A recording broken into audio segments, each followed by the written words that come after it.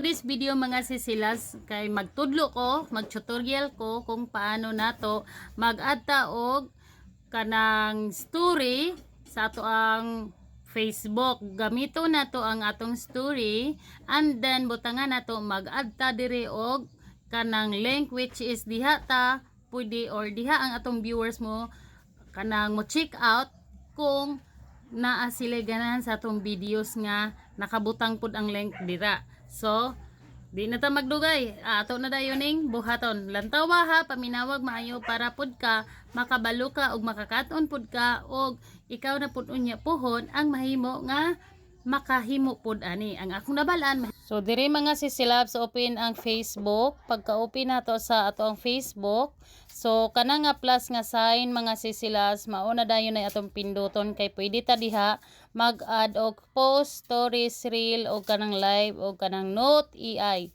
So dili lang ta diha tanan kanirang story kay diri man ta sa story mag-post. So sa post story mga sisilabs diri ta mo kuha sa ato ang kanang i-post nga video. Like kani nga video, pinduton nato.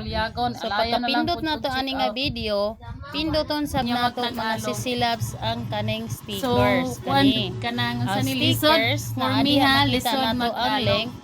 Which Hopefully, is makasabot nga diha na mo ta mga makuha sisilabs, o guys. or diha ta mag-add Religion sa yun, o magtagalog. kanang link sa product nga atong Nanad gi-promote. diya nga Bisaya. So, sa mga wala Bisaya, laing buhaton nimo, pinduton na dayon na nimo.